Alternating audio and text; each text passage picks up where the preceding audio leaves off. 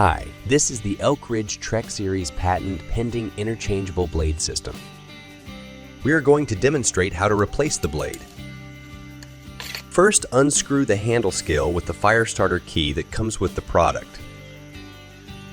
Once loosened, rotate the handle scale so the anchor pin align in the unlock position. Lift off the handle scale and the blade. Take out the second blade from the sheath. Carefully align it to the anchor pin and attach it to the handle scale.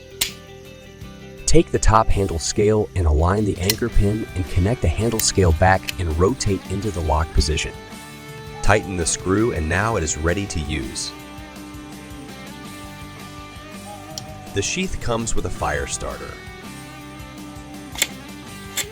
Velcro strap for snug fit and fully adjustable closure, and a built-in knife sharpener.